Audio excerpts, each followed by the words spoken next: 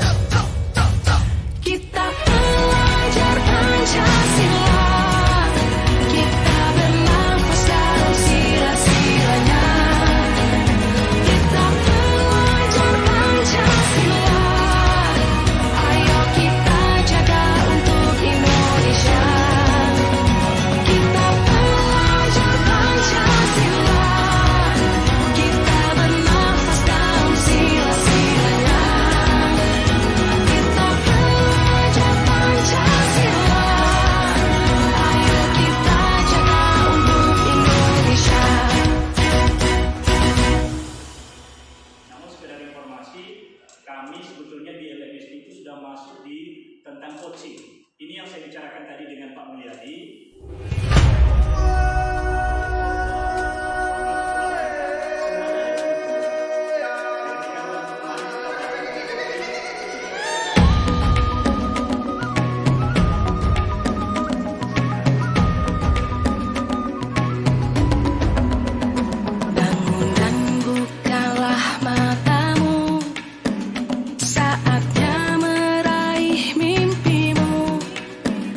Arahkan pandangan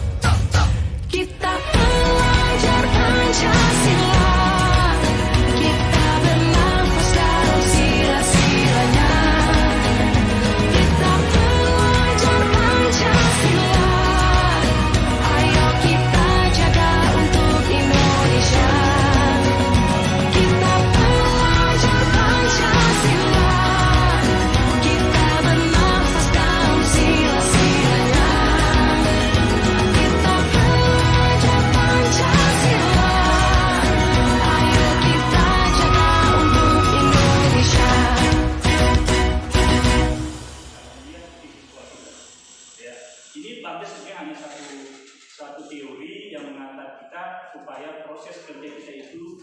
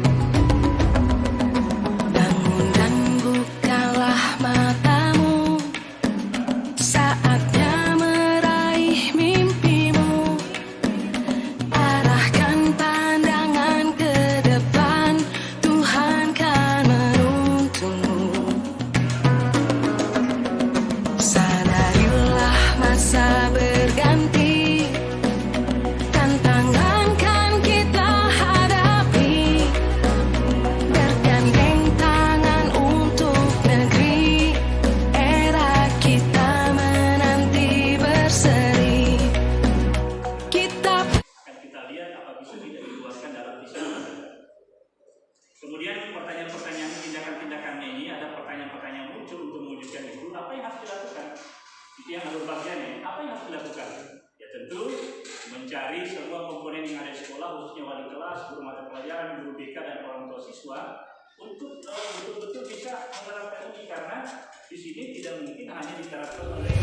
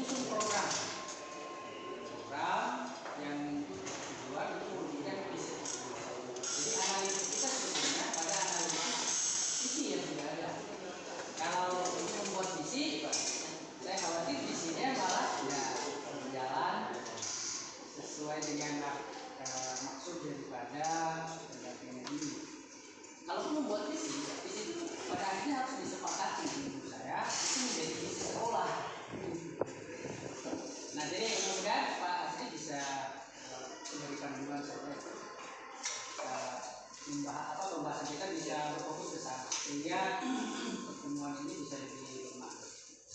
Oleh karena itu, kenapa dihadirkan semua guru, semua staf, dengan harapan visi yang kita sepakati nanti itu menjadi visi sekolah, menjadi visi sama, sehingga setiap orang merasa menjadi bagian dari perwujudan visi itu. Jadi bukan hanya visi guru penggerak, yang khawatir ini terpolarisasi ke visi guru penggerak, padahal tidak begininya. Kenapa dihadirkan semua? Karena visi ini visi sekolah ini. Kalau sekolah punya tanggung jawab, guru punya tanggung jawab, dan benar punya tanggung jawab, itu yang bergerak pada rel yang sama. Mencapai tujuan yang sama. Kira-kira mudah-mudahan itu saja pengantar.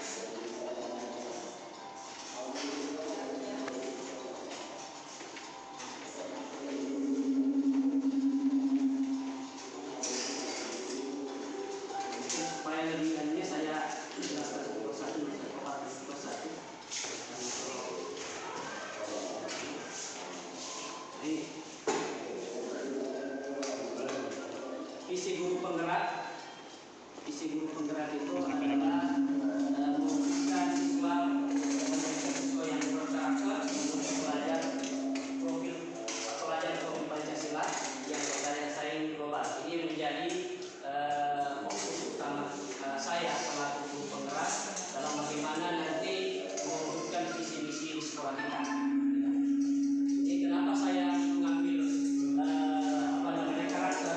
Ya, karena kalau kita lihat secara realita di siswa kita, memang karakter ini yang menjadi fokus utama kita. Bagaimana siswa kita itu kita bangun karakternya. Ya. Karena sering juga saya sampaikan ke siswa, ya, meskipun kalian pintar, cerdas, tapi tidak punya sikap atau karakter yang baik, itu tidak ada gunanya. Begitupun sebaliknya, meskipun kalian tidak terlalu pintar tapi punya karakter yang baik, itu pasti akan baik ke depannya. Ini mungkin yang perlu ditanamkan ke siswa agar supaya karakter ini bisa dikembangkan dalam lingkungan sekolah. Apalagi kalau kita lihat dalam kondisi sekarang, ya, kondisi sekarang itu, ya, siswa memang di luar di luar harapan kita berbicara mengenai karakter. Nah, inilah yang menjadi fokus utama saya sebagai guru penggerak, bagaimana siswa itu bisa berkarakter sehingga nantinya sesuai dengan tujuan dari pendidikan kita di Indonesia itu adalah bagaimana menuju pelajar profil Pancasila. Yang lebih khusus lagi adalah bagaimana mereka bisa mengembangkan karakter-karakter yang baik sehingga itu bisa berdaya saing global. Inilah yang menjadi fokus utama saya pada visi dan misi. Selanjutnya, ini ada prakarsa perubahan. Ini upaya yang prakarsa perubahannya itu adalah upaya meningkatkan pengendalian dan disiplin diri. Manajemen di profil pelajar Pancasila pada siswa SMK di satu contoh itu. Ya.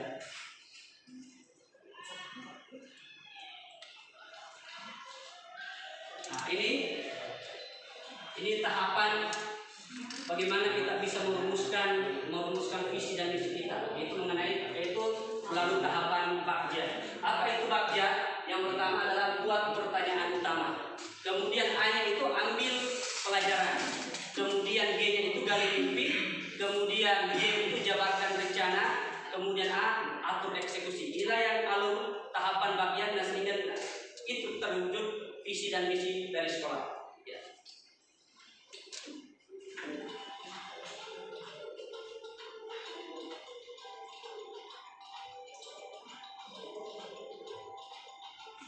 Nanti di sini akan dijelaskan satu persatu yang bagaimana itu buat pertanyaan utama. Ya.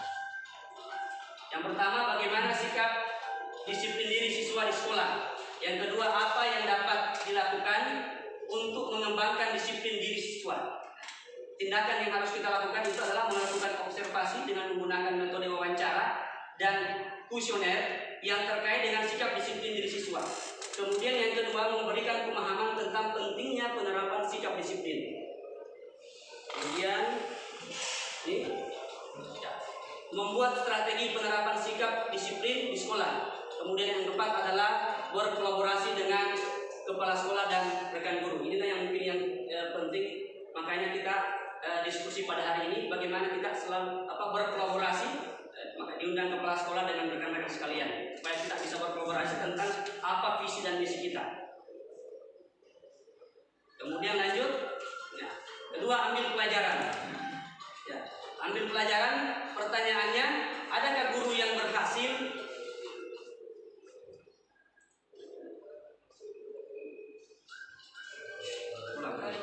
Yang itu yang berhasil, Pak.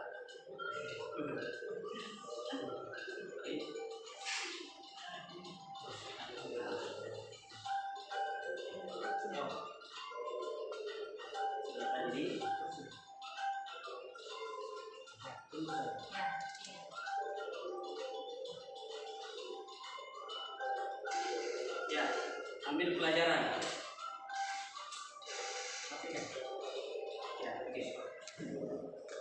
Adakah guru yang berhasil meningkatkan disiplin diri siswa?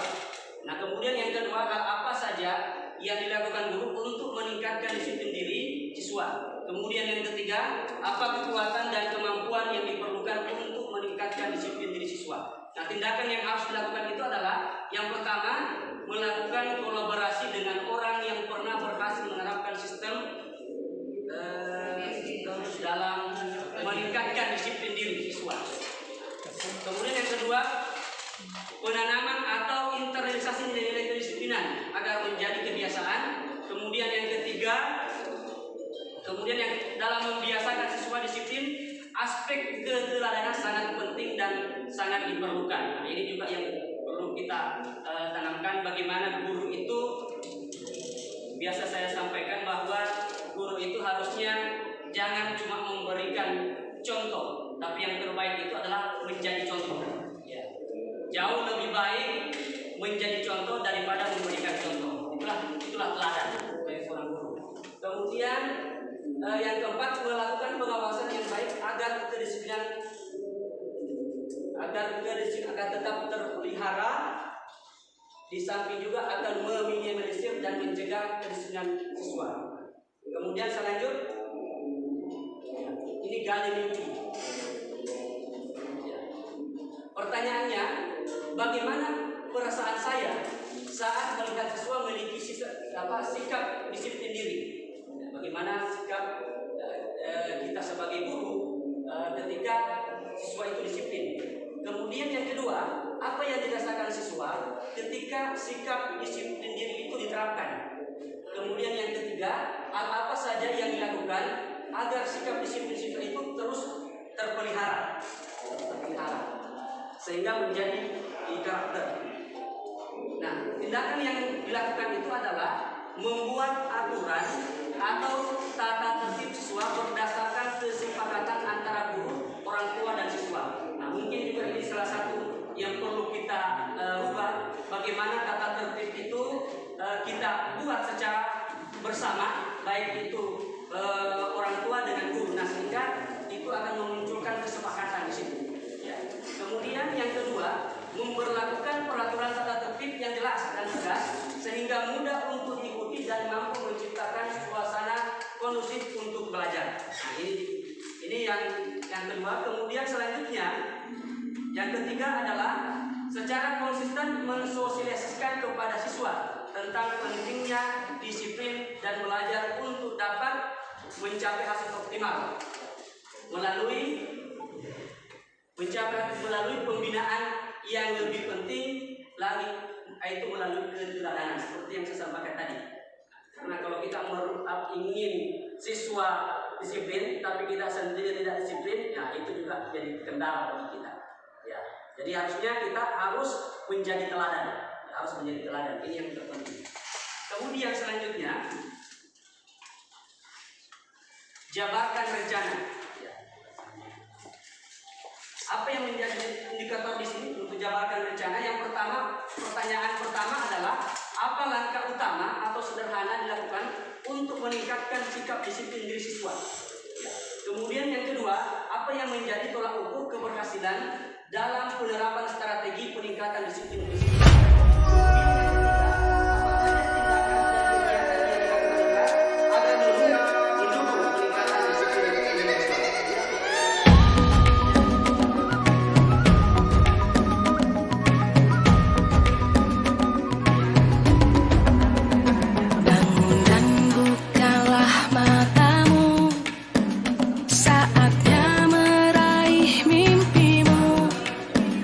Arahkan pandang